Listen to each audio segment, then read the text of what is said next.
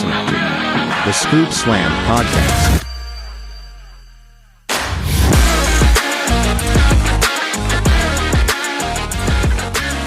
Hello, everybody, and welcome back to the ScoopSlammed podcast.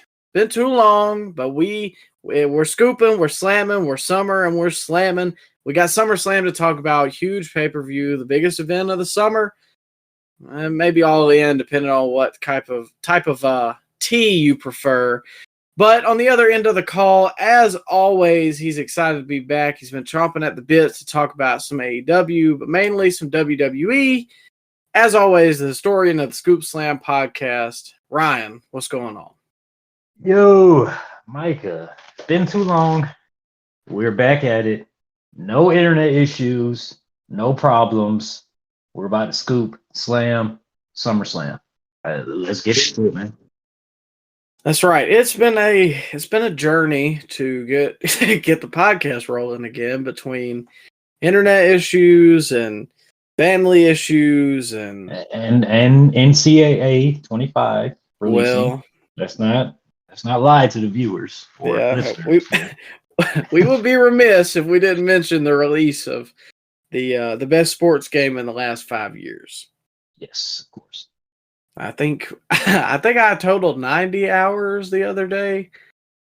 I'm at 130, I think, something like that. Yeah. But they just dropped a new patch, which I am not happy with because apparently it messed up a lot more things. So I'll probably take a little break on College Football 25 for a little while. Really? I didn't hear anything about what it messed up. I heard what they put, or like what the fixes were, but I don't know. I'm kind of getting to that point too where it's just put a lot of time into it. I'm ready to kind of move to something else, and it'll probably kick back up whenever football season comes around. Yeah. 2K's dropping, Madden's dropping. There's a couple more games coming out this year that I'm keeping my eye on. So, but we're still gonna be scooping and slamming throughout all of that, right, Micah? That's right. We got it's fall season, so hopefully they're building towards some bigger stuff. We still got SummerSlam. We got Survivor Series to get out of the way. My favorite time of the year is fall anyway, so I'm always looking forward to the future and the future of the ScoopSlammed podcast. Now, however, speaking of sports, we got football season coming up soon, and currently I am wearing the Dead Threads Alabama t-shirt. Now, this is for basketball, but I will be picking up one for football season.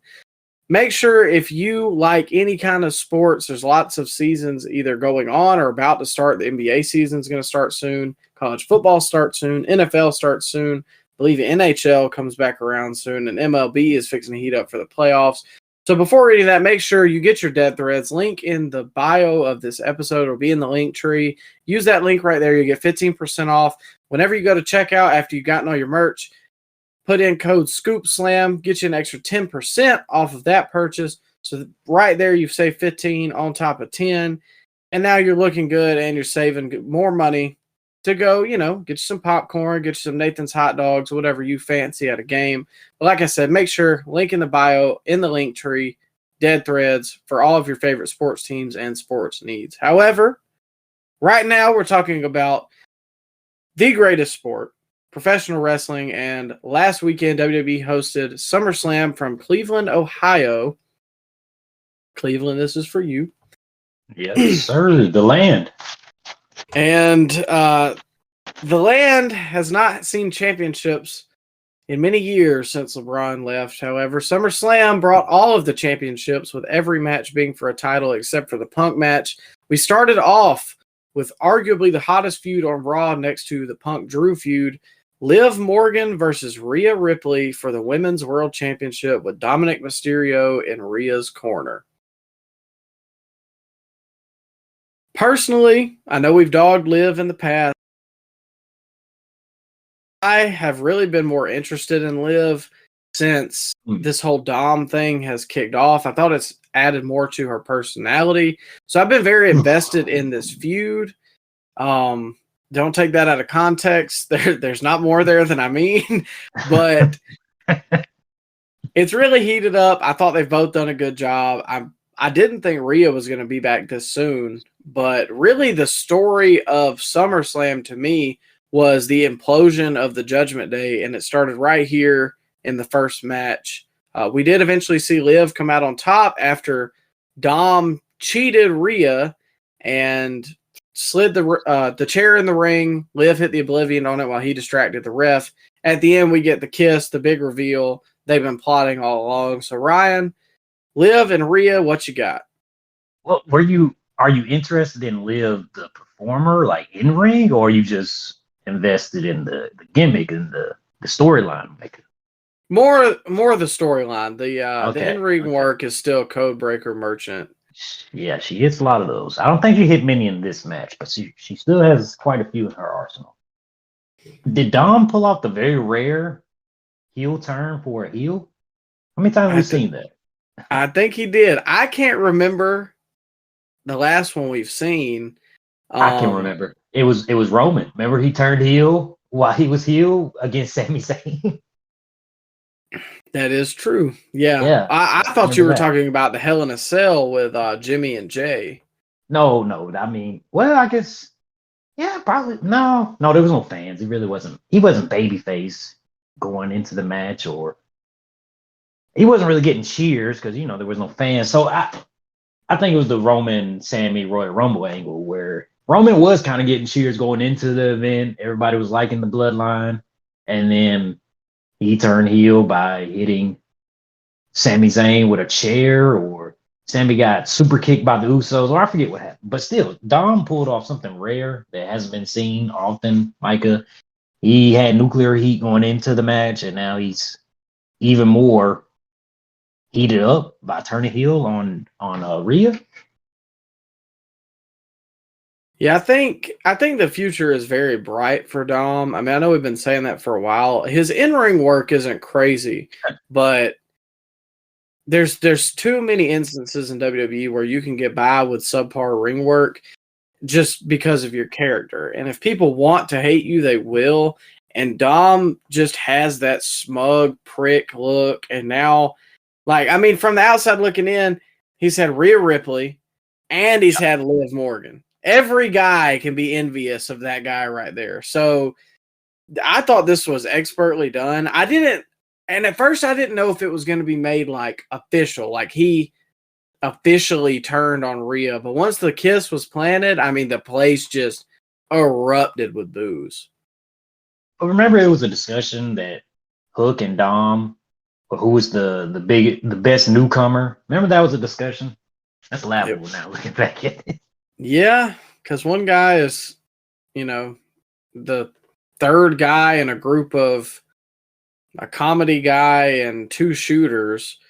Meanwhile, Dom is, like I said, in the arguably second biggest feud on Raw, next to Punk and Drew McIntyre. I think 95% of wrestlers would aspire to be in that position. And there's a couple other positions that Dom has been in that people would probably aspire to be. Look, the joke was there. I had to take it. There. Did you like the ref cam? They brought that out for this match, and they had it for a couple more matches after this.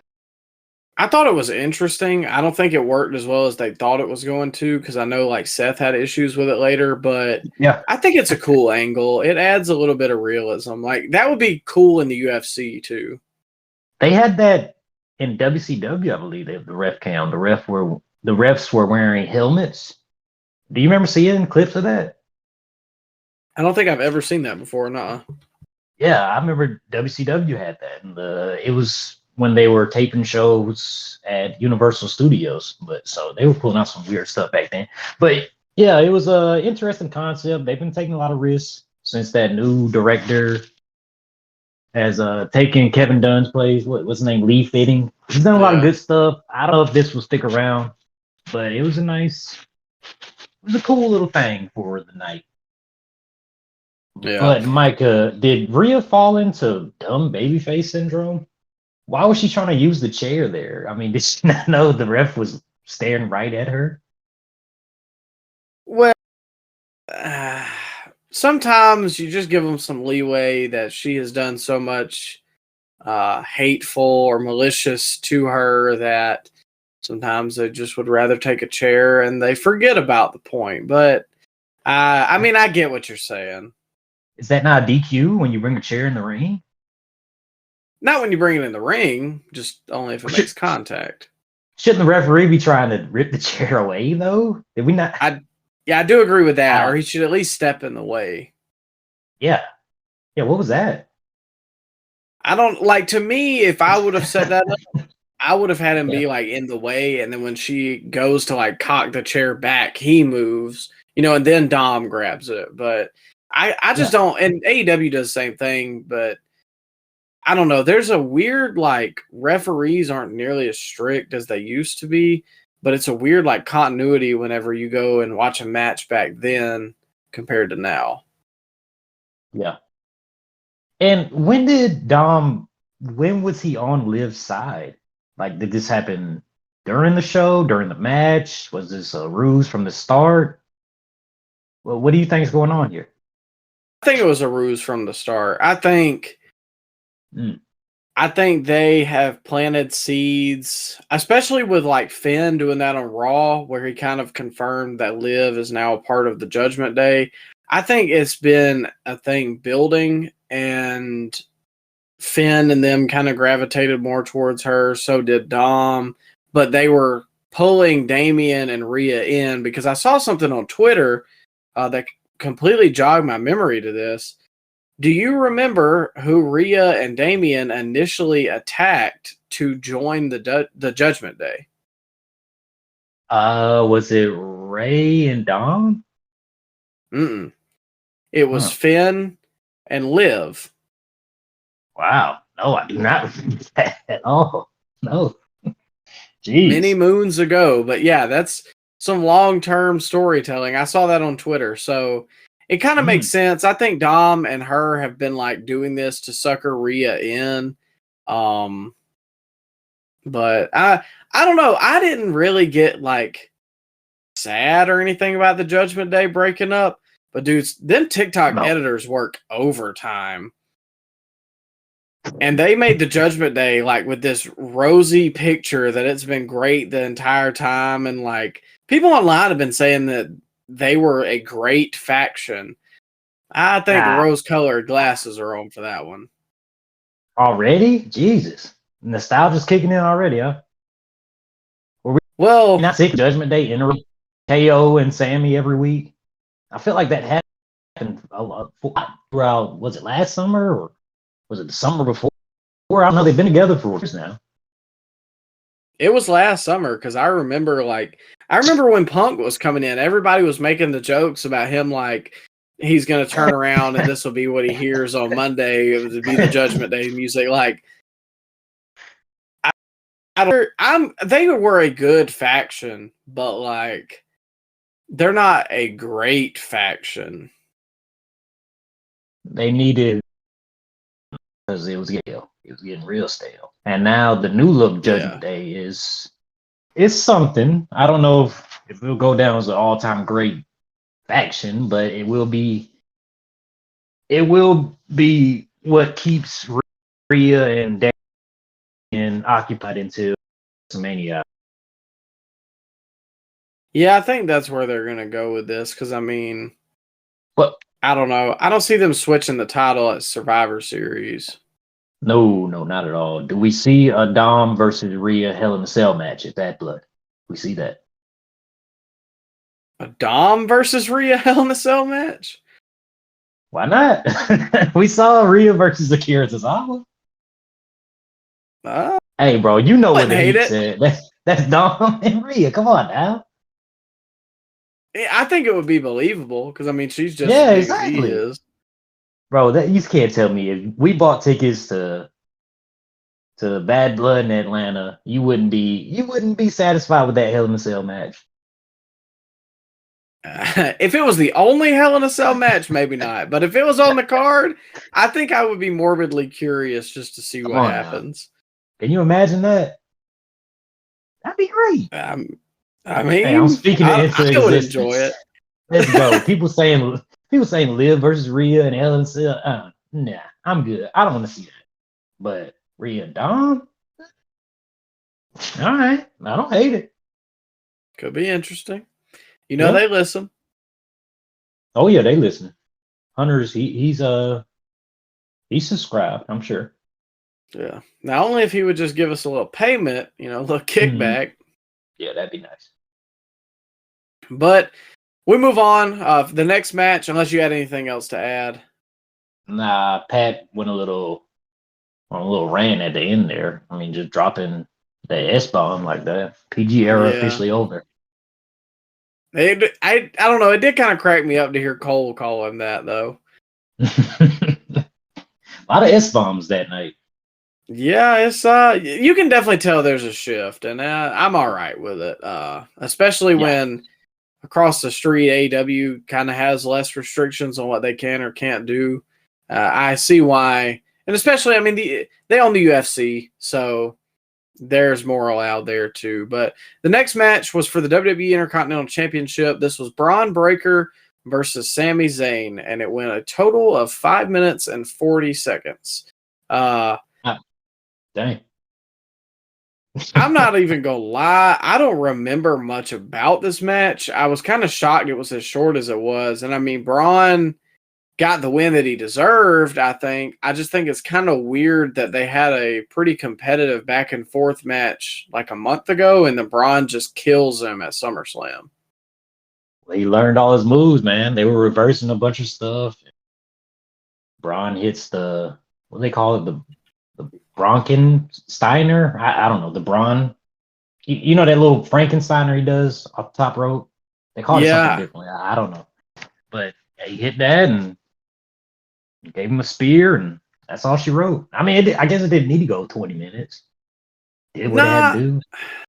I mean, that's not what I was wanting, but I guess it just didn't make sense. Like, honestly, I think I would have rather had them have a competitive match the first time and had Braun beat him, and then at SummerSlam just have him kill Sammy, or vice versa, have him kill Sammy then, and then have a competitive match at SummerSlam, but Braun still come out on top. Braun is still a rookie, so he did push Sammy to the limit the first match, and this match, he studied the tape, he got in the lab, and he made short work of Sami Zayn. It's time for Sammy to move up the card, too. It's time for him to be involved in the bloodline stuff. It's time for him to be involved with the world title. He's got to relearn bloodline. Well, I mean, I agree with you. I guess, I don't know, there was a lot of title change on this card, and that's fine because it feels like we needed a reset, but it felt like some of this stuff we were just waiting until SummerSlam to change the belts. And that's that's one of the only knocks I have on Triple H's booking style is just nothing happens on the B shows. Like, and if it does, it's with like the tag titles, or like their hand is forced with like a Rhea situation whenever she had to drop the belt. Like, you have to watch WrestleMania and SummerSlam to be caught up. Too many long title reigns, I agree. Yeah. So, but overall, not a bad match. Where were the tag champions on this show? Which pair? Well, either or. Can we have a tag title match on a PLE? Is that a thing anymore? Do we have that? Well, I mean, I wouldn't have minded, but they already went to 7 matches for this card, and that's a lot for Triple H. It is, but maybe if we didn't have 15-minute ads after every match, we'd probably fit in the tag titles somewhere. Did we really need a model segment with Otis and Tozawa and Maxine doing what was that? Was that Manscaped they had a commercial for? Yeah, Did we it was. See that? There are no maximum male models, I'll say that. No. That water spot. That's always the GOAT ad, in my opinion. What was that, Nestle water? I forget. Yeah. Been buying it ever since. Oh man, it's in rotation at my house. But following that, we had for the United States Championship, hometown boy Logan Paul versus LA Knight. And I forgot, Machine Gun Kelly came out with Logan Paul. No Prime bottle this time. Finally, we get to see LA Knight crowned with a little something. We've been waiting almost or probably over a year now to see LA Knight finally get the big one. And I wouldn't say that this is the big one because I still think LA Knight is a world championship contender or can be. But overall, to this point, this was the best match of the night. And it probably was the second best match total to me. But I thought this was really good. Logan, super athletic. He's a natural. LA Knight got huge pops. Like, outside of Roman, Punk, Drew, I think LA Knight probably got the biggest pop. Yeah. Yeah, I agree. It was loud. And I'm interested to see what he does because now he's been such a chasing babyface. I'm interested to see how the run goes. That and the last thing I wanted to mention about the match, the Logan Paul moonsault where he kind of went in and out and then to the outside, that was crazy. Insane. I mean, just I don't know, man. He's weird. Like it doesn't make sense, but it works.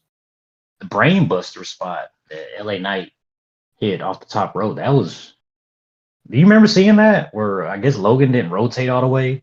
Yeah, drop him on his head. I do remember that. I forgot about it till you mentioned it. I think it was Logan's fault. Like I don't think he rotated enough or something, or like you said, maybe over rotated. I don't remember. I have to watch it exactly, but it's scary. Like he sandbagged him a little bit. Like he didn't give his body up like he was supposed to. I don't know. It looked a little weird. It looked devastating, but still, I mean, Logan could have legit fell on his neck, die. But is LA Knight, is he the GOAT of all sponsored matches, Micah? He won the Slim Jim Battle Royal last year. Did he beat Bray in the Mountain Dew Pitch Black match? No, Bray won that one. Oh, okay. Well, never mind. He's 2-1 at sponsored matches. So is Bray the GOAT of sponsored matches? He's 1-0. Well, there you go. Okay. Yeah, we can crown him that right here. We crown him. And maybe the Wyatt family or the Wyatt Six, they can have a Mountain Dew Pitch Black match. We'll talk about them next week. I got a few interesting thoughts on them. Yeah, man, you can't help but be happy for LA Knight. Wasn't bro with NXT 10 years ago, and he got cut or fired because Bill DeMott is a piece of work. And he just he worked his butt off in TNA and every other indie, NWA. Did all these commercials and ads that you never would have thought. Like he was everywhere. Remember when everybody was discovering that he did so many commercials? Yes. And bro finally got. You said what? No, I was going to say, I don't even remember any of them because there was so many. Like, none of them stuck out. And then he finally worked his way back. Got signed to NXT during the pandemic, no crowd. He was really good in the black and gold NXT. Gets called up, gets stuck with maximum male models, which, to be fair, we like the gimmick, but we didn't like how they were treating LA Knight. He finally gets away from that. And out of all that, bro finally found a way to get over. Like, how can you not root for that? Yeah. And, I mean, you said it whenever we were watching it. Like, did you think Eli Drake would be here, all those moons ago? Or even, the rumor was that he was going to be released. I think he even said that he thought he was going to be released whenever they made him Max Dupree. He was probably maybe a week away from being released. Yeah. And then Triple H let him run. And it's amazing that if you book a guy that looks like a wrestler and let a guy that sounds like a wrestler, they usually get over. I don't know. Yeah. What a concept. What a concept. He has one of the best catchphrases that has caught fire online outside of like Joe Hendry. I mean, I don't know. It's such a simple formula. Well, Yeet's up there. Come on now. That is true. I forgot about Yeet. He where's he been at? Matter of fact, was he on Raw this week? I watched it. Yeah, he was in a backstage segment with Sammy, and they alluded to going at tag team championships. I wouldn't hate that. Yeah, well, I mean, I think you're wasting those guys by putting them in a tag team. They're bigger single stars, but yeah, maybe it leads to a bloodline reunion. So we'll give it a pass. Yeah, I think that's where they're going with it. But we're going to pass on to the next match for the WWE Women's Championship. Nia Oh Jax God! Pass versus to the next Bayley. match. Pass to the next match. I remember nothing about this, but I'm not hating on the fact that Nia is champion. Like, it could work. I've been more impressed with her than a lot of people have online, and I thought she has really remade herself as like this genuine threat. And the fact that Bayley is kind of overrated. We might have to admit to that right here on the podcast, man. She's good. She's a good wrestler, but have you been interested in any of her promos or segments, or are you that interested in Bayley, Micah? Nah.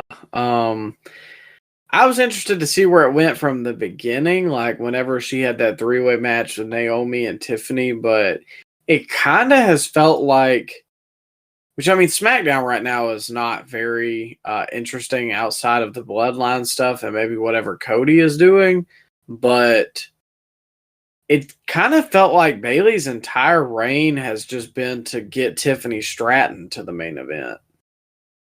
Yeah, the only Other time than when Bayley Tiffany got in trouble for, posting that video. Come on, I knew you were going there. Just seems like the only time Bayley's interested is when she was feuding with Sasha or teaming with Sasha, when she had somebody to play off of. Bayley by herself, this hasn't been interesting. She hasn't been great.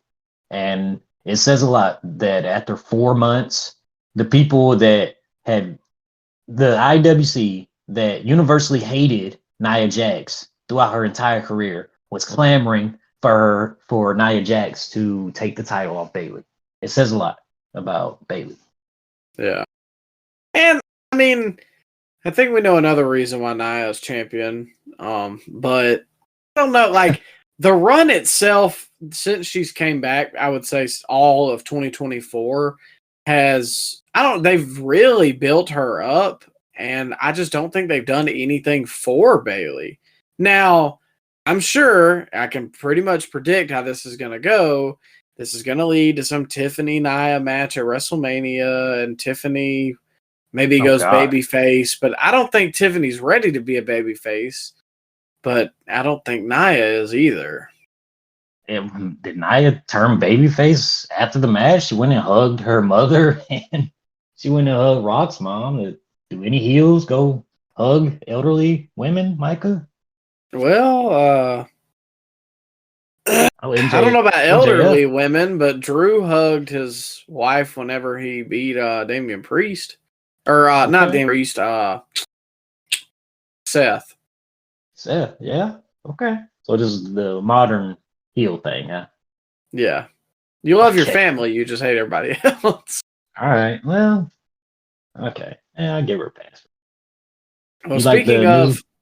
You like the new briefcase? I have always been a fan of personalized briefcases. Like when Damian Sandow had the leather briefcase, I thought that was interesting.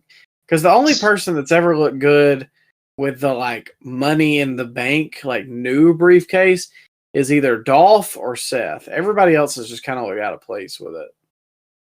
Yeah, I agree. Well, my personal favorite is RVD's. But that's true too. But his was personalized. Yeah. But I'm talking about the green logo, like when Punk had it. That wasn't so bad. But whenever they got to this just like marketing thing where they had to let you know it was the Money in the Bank briefcase, that's when I was like, it just kind of looks tacky with most people. Probably a nightmare to carry around too in airports. But one more thing before we move on, Mike. Bayley powerbombing Nia Jax was a cool spot. I'll give her that. That's what woke the crowd up. Yeah, I did forget about that. But it was crazy to see. Like Bayley's a good wrestler, like you said. I just didn't know she was that powerful. But I don't know. I'm interested to see where it goes. Plus, SmackDown has too many babyface champions if they have Cody, LA Knight, and Bailey. So I'm cool with the swap. But next up, we've got probably the most anticipated match of the entire summer. Drew McIntyre versus CM Punk with Seth Rollins as a special guest referee. With I believe my voice is going out. Friendship bracelet was in the mix as well, Mike. Don't forget about the friendship bracelet. That's true. It was there, managed by Drew McIntyre. It went from Drew's trunks to Drew's wrist to Seth's wrist to Punk's wrist, kissed by Punk to Drew's wrist, and kissed by Drew. So what are we spreading here, Mike? What's going on? Big pause on all that. That bracelet been to the Diddy party. Oh, you already. Oh, come on. That got me. So I don't know. I was very interested whenever they first locked up. Like I said, this was the one that everybody at the house was kind of focused in on. Oh yeah, big fight feel. Yeah, I thought Punk looked good. Like when he first came out there, he looks healthy. He's got a tan. He definitely looks more like inspired than he did in that last AEW run. Yeah. I don't think the match lived up to the hype. Okay. I don't think it was bad. I just fear that this suffered from Triple H, Randy, WrestleMania 25. I just think it had too much of the Seth Rollins stuff in it. I think that's why it kind of got held down a little bit. And the fact that it was a lot of storytelling elements in this match where they didn't really get as heated in the match. I think they're saving this for the inevitable Hell in a Cell match.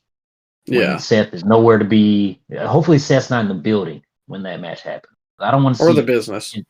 Well. Nah, I'm just playing. I like Seth. I just had to make that dig. I don't know if he likes it.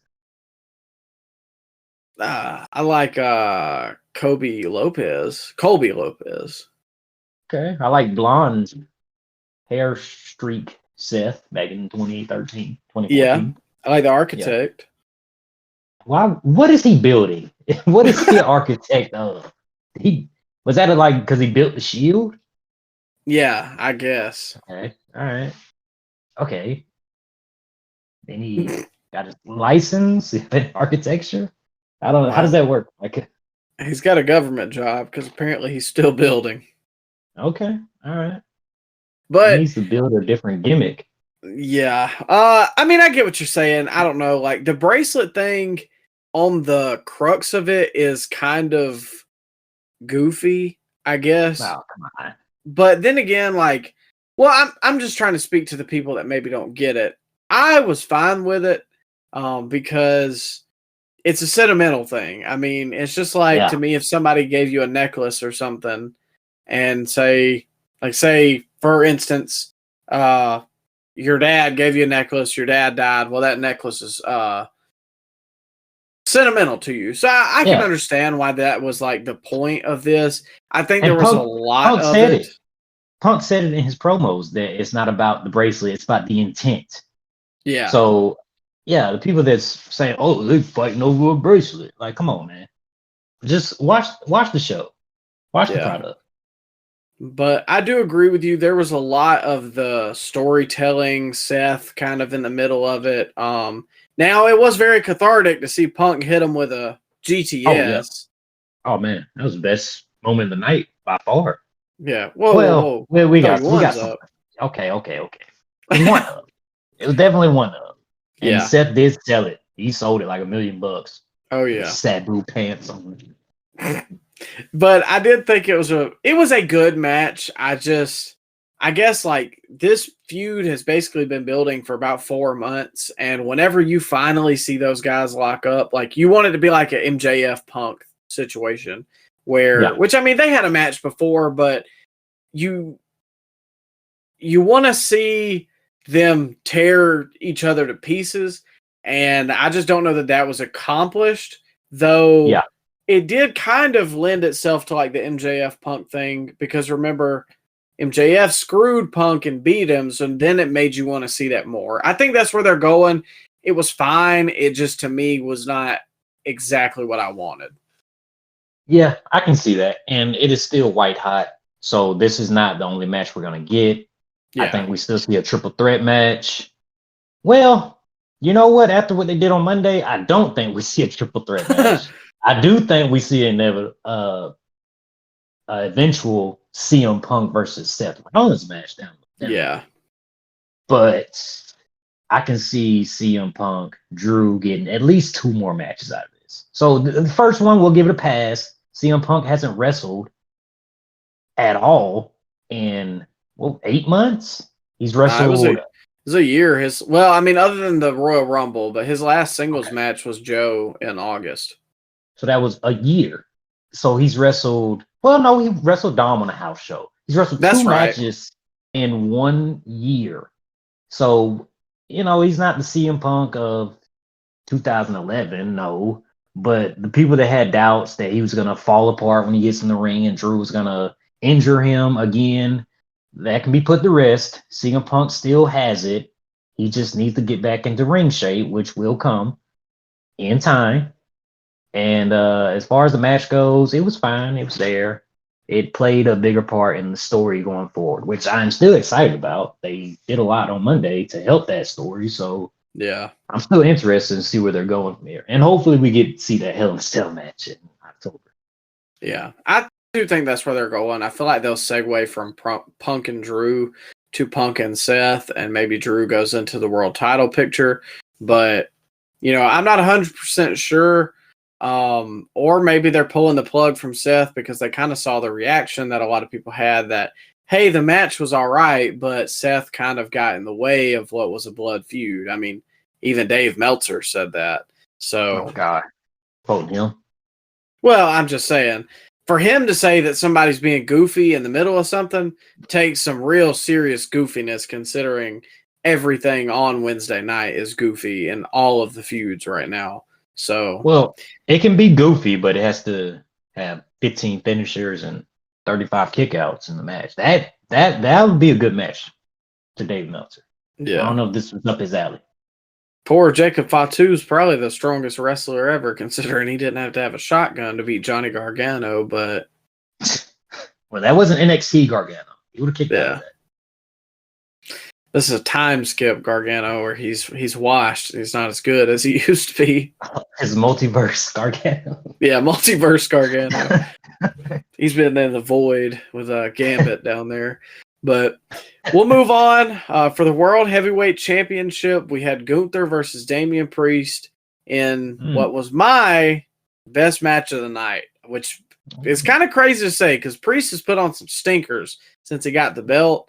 But obviously, Gunther is just a master at this. Yeah, it was Priest's best match in his reign. I feel like we're saying this a lot in Gunther's matches. This is the best match so-and-so had. This is the best match so-and-so had. Gunther just might be the greatest wrestler in the world today. I don't know. Oh, I think he is. Absolutely. Like, people love Danielson, but I hate to be that guy.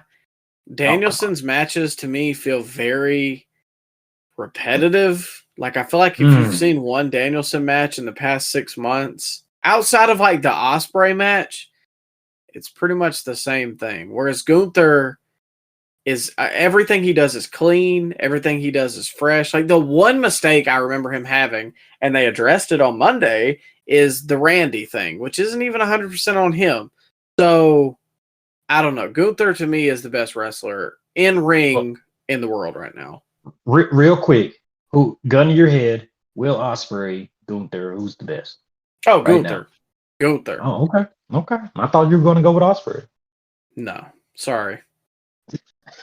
He's soured on bro. No, I mean, he's good. I don't hate him, but I don't know, man. If Will Ospreay was across the ring from Damian Priest, do you think that would have been the best match of the night, or it would have been the best match of Damian's run? I don't know that you could guarantee that. How far is MJF falling? We didn't even mention him. We'll get to that next week. As far as the ratings have fallen, I guess, but oh man, well. That title, I mean, we didn't get to it. That title is so ugly. I know it's supposed to be, but there's so much wrong with that belt. Why is the flag so chunky? I don't know. I have no idea. I don't know what's going on over there. I have been paying very little attention. What's going on over there? Yeah. I mean, I hadn't really watched SmackDown in a while, but I really haven't watched Dynamite in a while. I watch Raw. That's what I tune into every week. That's the only show that has good storylines. Is Raw. Yeah. Bloodline, which is what I look forward to. SmackDown Bloodline last month or so just been like pre-tapes and not a lot of in-ring stuff. But if you catch the last, but I was gonna say if you catch the last like 30 minutes of SmackDown every week, you're good. I don't think you need to watch that much. I think if you watch the last 10 minutes, you'll be fine. Well, yeah, you're probably right. But we got Gunther and Damian Priest. It was hard hitting. Like it felt like these guys were truly throwing blows in there. And it was personal more than I thought it was going to be because Gunther, while he is a great wrestler, sometimes his matches are just that. They're just for stakes, which is fine. It's two grown men fighting over position on a card, fighting for a belt, fighting for king of the ring. But it felt genuine. They gave it an edge with him kind of going on this I hate poor people angle. Which is hilarious, by the way. I mean, it works. You believe it when he says it. You believe it when he says it, though. Like, you absolutely believe that Gunther thinks that homelessness is a choice. That is something I can see Gunther saying that. Well, is that along with like the foreigner appeal? Because like as an American, you always hear that people think about Americans and like Americans are nasty, Americans are dirty. So like you always just get this feeling like that, and Gunther plays it, better than anybody could, I think, right now. Yeah, and this was a real physical match, like you said. I think Gunther's chest was bleeding. Yeah, and that's funny because you'd think it would be Priest, but Gunther ends up winning. Finn ends up. That was the only bobble during this match to me was when Damian was rolling Gunther over there. It should have been more of a Gunther is rolling and Priest is trying to stop him. Yeah. It did kind of look bad or like a forced spot, but I let it slide because the rest of the match was really good. Finn, I thought, was great here, and I think that's one of the best shots that they've had in a long time. I guess 2024 WWE. Just that shot of Priest looking at the thing, looking at the Titantron up there. Which was great, by the way, because I don't think we've ever seen something like that. Because they went to the replay almost immediately after that spot happened where Finn put Gunther's foot on the ropes. Yeah. And it felt at the time like, dang, they playing that replay a little fast. But it made sense because Damian was watching the whole thing. So that explains why. Well, that explains how that Damian would know that Finn Balor cost him the title, basically. Yeah. And that's like you said, that's something they don't do a lot. So it's that already, it just ties everything together rather than like I don't know. Sometimes like the Bloodline, it's like stuff happens in the backstage segments and they don't know, even though it's broadcast on national television. So to see that like happen in real time, and then that sinister like snarl look that Finn has when he turns around, that right there sold me more on Finn than like anything has in a long time. Like he looks like this conniving prick, and you can buy that. Yeah. And it was funny because Balor didn't realize that Damian was watching the replay. Yeah. And Damian just charged over there to choke out Balor. I thought that was really funny too. Like you said, whenever he gets out of the choke, and instead of trying to fight Gunther, he's still so pissed at Damien or at Finn that he tries to reach out there and grab him, and then Gunther ends up winning. But like, I mean, I don't know. It adds more to this feud. Obviously, the Judgment Day implodes. Gunther gets to go with the World Heavyweight Championship, which I'm sure he will have a long run.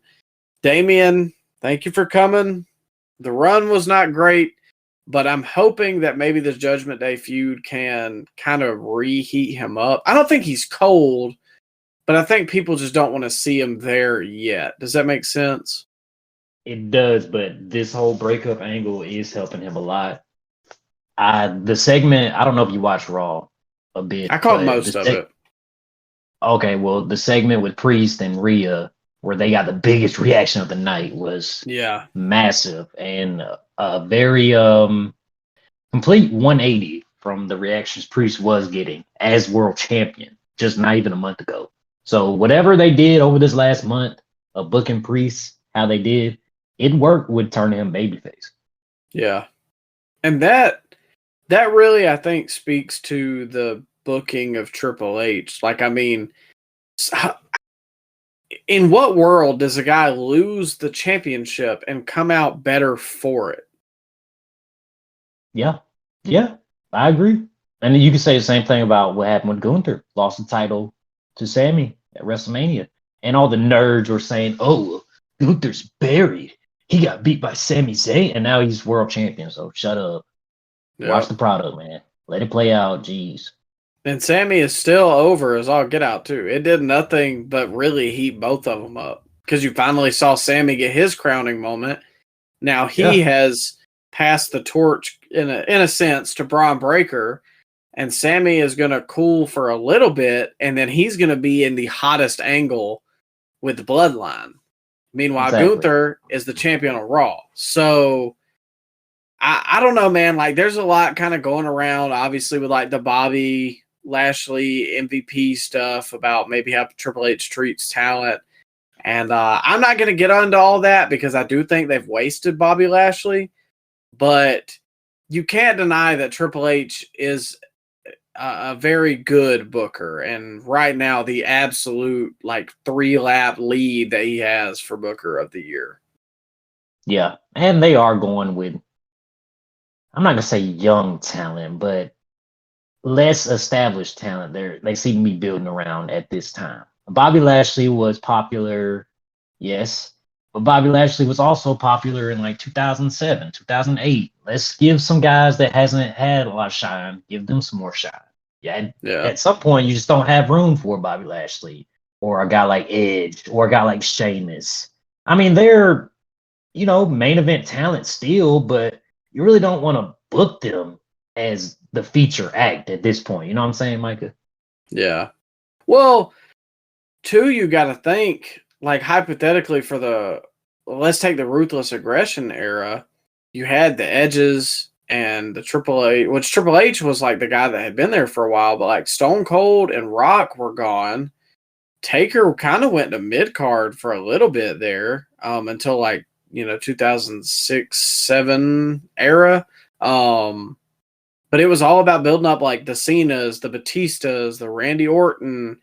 And now, I mean, if you look at this card, like I'm looking at it right now, top to bottom, Liv and Rhea, fairly young, fairly new. I mean, they've been there for a couple of years, but I'm saying Rhea has 1 world championship reign. Liv has like 2. Go to the next match. Braun, that's his first championship. Sammy is putting a guy over. LA Knight is older in years, but new and fresh to the WWE audience. Nia Bailey kind of been there for a little bit. Drew and Punk been there for a little bit, but they're not competing for the world title. Gunther, brand new. Damien, brand new. Cody, first-time world champ. Solo, first world championship match. So the upper echelon right now is just very young for them. Yeah, that's how it should be. We should not be seeing guys in the main event scene for 10, 15 years. It just shouldn't be like that. And not unless you're like a generational type talent, like a Cena or Orton, where their staying power is gonna, I mean, no matter what, they're gonna get the biggest reaction of the night, and you're gonna find spots for them to be in. But a guy like Edge, I mean, do you really want to see Edge in 2024? Or a guy like Lashley? Yeah, Lashley's cool, but in 2024? And Sheamus, another guy, same thing. Do you want to see him in 2024? I think Bobby I prefer more than any of them. I think Bobby is in a spot right now where he could be the guy before the main event scene, like the gatekeeper type. But I can't buy a world title run from Bobby in WWE right now, just because of the age and because of how long he's been around. There was something else I was about to say, and I don't exactly remember what it was. Well, maybe just the creative wasn't right for him, or the money wasn't right for him. That's always what it comes down to: cash or creative. And if you're Triple H and Bobby comes to you and says, "Hey, I want this amount right here," and you look at Bobby Lashley like, I'm not gonna really have a spot for you on the card like that, so I don't think you can demand that type of money. So maybe it just came down to dollars and cents. Bobby's probably looking for one last big payday because clock is ticking on Bobby. He's 48 years old. So I mean, I don't blame him for seeing what he can get on the open market. And he can always come back. And, I hate to be like this too, because obviously, like, Dolph is one of my favorites of all time, but we've had the discussion before. Guys like Dolph, guys like Kofi, guys like Sheamus, like, this is kind of a new era where mid-card guys stay there for 10, 15 years. That's not really heard of in the past. And you get to a point you can't do anything more. Yeah. Yeah, so, most definitely. I agree. I don't know. That's just my thought about Bobby. I hate it. I hope he does go somewhere. Like, I think he'd be a great addition for AEW if they booked him correctly, because he's big and he's believable and people know the name Bobby Lashley. So, I don't know, but we'll move to the main event. Hold up now. You already got the losers online. Fantasy booking, Will Hobbs and Bobby Lashley in Hurt Business. Like, come on. Are we still doing this? Are we doing this in AEW now? All the black talent? Go to Bobby Lashley.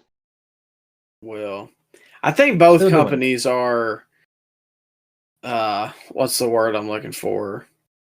Wrong, I guess, in the way that they do that kind of thing. Like, well, let's put all the Hispanic people in a group and let's put all the black people in a group. Like, I mean, both companies do that, but I don't know.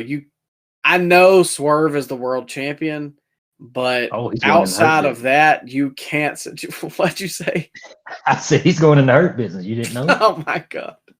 You can't say that Tony Khan is a great booker of black talent. No, I would never say that. Yeah. You can't say, I mean, you might he's not a good booker with any. Well, I mean, that's true too, but I'm saying, like, people are really trying to indict Triple H on this and say that, like, he's racist, but I wouldn't say it's so great across the pond either. Yeah. And MVP's fanning the flame, so. I don't know. I don't think MVP will be there considering his beef with Jericho, but we move on for the main event.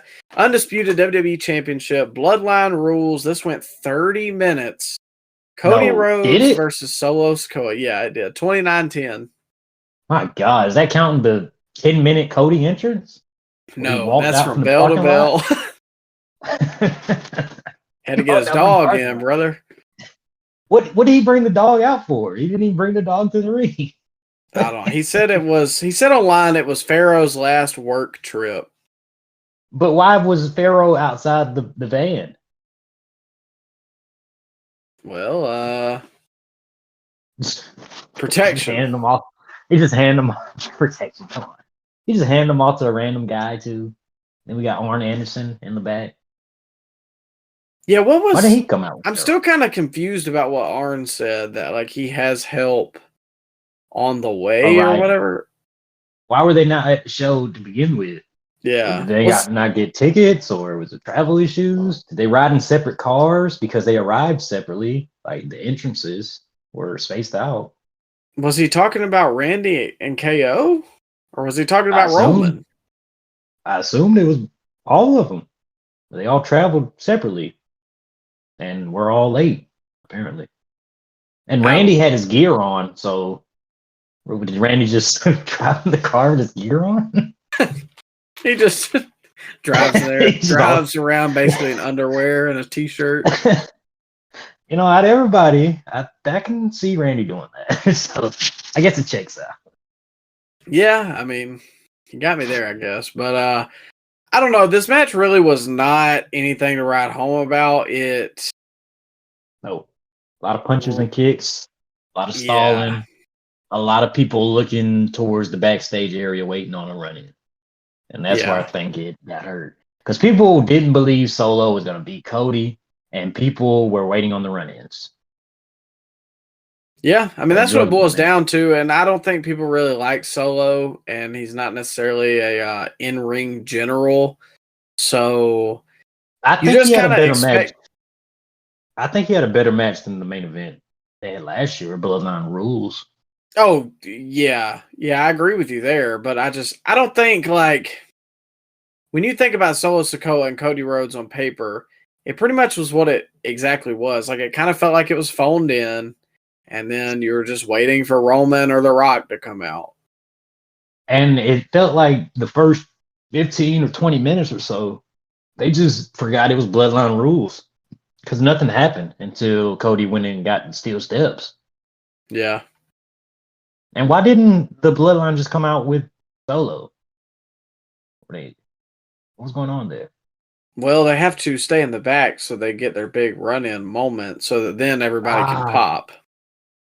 Gotcha. A lot of run-ins for SummerSlam. Yeah. Like, I almost would rather them just come to the ring with each other and, like, sit out there for a couple minutes and then just start brawling. Like, yeah, I don't know. I get it. Like, you get to play KO's theme and the people pop, and you get to play Randy's theme and the people pop. But, like, it feels very contrived and like a script then. And I mean, I know they did that at WrestleMania, but that's WrestleMania, and they had freaking John Cena and The Undertaker come out. Like, I mean, at that point, you're so over, it doesn't matter. That was done a lot better than this was here. Yeah, I agree. Because you didn't know that Cena was there, and you didn't know Taker was there, like, at all. But this was very telegraphed that Randy and KO were gonna be there, and you basically knew Roman was gonna be there. But I liked Roman coming out. That was fine. That was honestly probably the moment of the night, because that's what everybody's been waiting for the past couple months. I'm not saying that Cody's reign is dead in the water, but Roman is still the biggest star in wrestling, and it's extremely evident every time he comes out. He might be the biggest babyface on the brand now. He might just replace Cody. You think that's going to hurt Cody too, though? You know, he got announced for 2 straight SmackDowns. So we'll see how the reactions of Cody will be now that Roman is on SmackDown now. Maybe people start souring on Cody. You think it's a possibility? I don't know. It's hard, like, because people for so long, like, hated that Roman run towards the end because it was taking so long. Meanwhile, I didn't necessarily hate it, but I mean, I get it, but how can I miss you if you won't go away? And now he has gone away. And so now, you know, you start to look at how we felt when Roman was champion. Yeah. No, look at the status. I did kind of like. Look at the state of SmackDown under Cody's watch. So, you know what? Maybe Roman's reign wasn't that bad. Yeah. I think it may just kind of go under the same thing. Like it's hard to be a babyface champion because you either have to have an edge to you like a Stone Cold, but not everybody can have that edge, or you have to be white meat John Cena babyface, and then everybody turns on you at some point because you can't just always be a good guy. And you know what? Steve Austin never had a long reign. His reign lasted 2 months at a time, maybe 3 if you're lucky. If we're making Cody Rhodes have this long reign into WrestleMania, we might start seeing people give him the Cena treatment eventually, especially if Roman Reigns sticks around consistently. Because Roman Reigns does have an edge to him. His promos are very entertaining, and he has the bloodline stuff. So I don't know what we do with Cody to keep him white hot. I don't know. I think we hadn't even. I really don't even know what else to say. I thought Jacob Fatu looked really good with that. Oh splash. yeah, forgot about that. Forgot about that. Jacob Fatu hurt his leg at kayfabe, I assume, which he was selling really well. Like everybody was, we were concerned. Yeah, for his health. Like, what if he did get hurt right there? I was like, pissed because I was like, dude, I was so hyped for him to come in, and now he's hurt. But it makes all the sense in the world why that kayfabe injury happened there. Because if he didn't get hurt right there, well, wouldn't you look at Jacob like, hey, you gonna stop Roman from hitting your tribal chief Solo Sikoa? So it made all the sense in the world that he did sell that ankle injury. Yeah, and it's best to keep those two separate for now. Oh yeah, because right now Jacob Fatu is being booked like a Terminator, so you cannot make him look. You can't get him taking a spear and staying down right now at this point. But to circle back to the Cody run thing, and this will kind of wrap up my thoughts, and then we can kind of get to the totality of SummerSlam. I think that the Cody run is fine till WrestleMania. But if they do Cody versus The Rock, which is apparently what they're going to do, I don't see them putting the belt on The Rock. So if Cody goes over that second year of the run, it'll start being sour, especially if Roman just continues to stay this white hot star that he's really been for like 3 years. And now he's even hotter because, again, how can we miss you if you won't go away? He's gone away. He came back. I mean, he got as big of a pop as they did at Royal Rumble when Sammy turned. So I don't know. I don't hate the Cody run right now, but we'll see where it goes. SummerSlam as a whole, Ryan, where do you rank it? 1 out of 10, and where do you put it? Maybe on the tier list of pay-per-views this summer, or not this summer, but this year.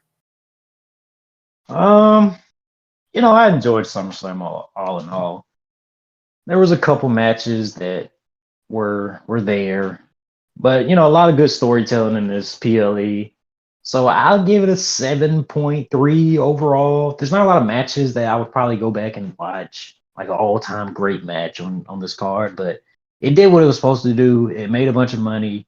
It served a bunch of purposes with progressing storylines, and it got you more excited for the summer, which summer's almost over, but we will start seeing more bloodline stuff with Roman, which is a dub, more CM Punk, Drew McIntyre shenanigans, which again is a good thing. So it did what it was supposed to do, Micah. I don't think this is the best PLE of the year because WrestleMania Night 2 was really good. WrestleMania Night 1 was really good. But, I'll put it over the SummerSlam we had last year. Because SummerSlam we had last year was a stinker. Yeah. I'm going to say about the same. Maybe 7.5. There were some moments, but the matches themselves, like you said, I don't ever see myself coming back and watching. Like, the Dom turn was really cool. LA Knight winning was a good crowning achievement. And the Roman return. Which it probably would have got a better score, in my opinion, if they would have had Roman Reigns' old music. Why did David switch this music? What was that? You don't like it? To me, it sounds more like it. a, not to steal the Rock's tagline, but like a final boss. Like, sounds like music you go to in the final fight in a video game or like an anime. Well, I think it didn't get the loudest pop it could have got Roman's return because the music that they played was something that he's only walked out to once.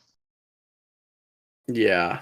I think they should have brought back the old one for the return, and then on Friday they should have swapped it. Exactly. Yeah, that agreed 100%. So it drug the score down for me. Yeah, because that, like, the debut with a new theme only works like a couple times. Like, for instance, if it's a debuting person, or like when like Io Sky came back 2 SummerSlams ago and they gave her a new theme song, like that was cool because you thought she wasn't there anymore. Same when Punk swapped to Cult of Personality instead of This Fire Burns. Like you didn't know who was coming out, and then Punk returns with the belt. That was a cool moment, but like you see who that is. Truthfully, with the Cody Solo Roman interruption, you're biting, your teeth and hanging on the edge of your seat, waiting for the boom for Roman to come out. Like that's what you're truly waiting for. Yeah, I agree. So I don't know. That's my thoughts. I thought it was good. Definitely not over WrestleMania. But a solid pay-per-view. I'd have to look at everything. Like I don't really remember any of the AEW pay-per-views. And I don't remember any WWE pay-per-views other than WrestleMania sticking out to me. Definitely not Royal Rumble, which sucks because we were there. We are 2 weeks away from All In, by the way. That's going to be a fun review. You ready? And then the next week we have to come back and do All Out. Oh, man. 4 months later. Welcome to your Survivor Series review. Yeah, probably. So, but we'll go ahead and wrap it up. I do apologize. I know that we are like horribly inconsistent, and I will take the blame for most of that because I don't know, man. Wrestling, like I love watching it, but sometimes there's just nothing to talk about, and life comes up, and football games you've been waiting over a decade for come out. But that's besides the point. Thank you guys for listening. Make sure to get your Dead Threads link in the bio. We'll be back next week, either reviewing the product or we may do mid-year awards. We'll see. Just stay tuned for next week. We're going to try and be better about it. Get your Dead Threads. Make sure you follow us Instagram, Twitter, Facebook, all that good stuff so you know when we're scooping and slamming next. Thank you for listening. Have a good one.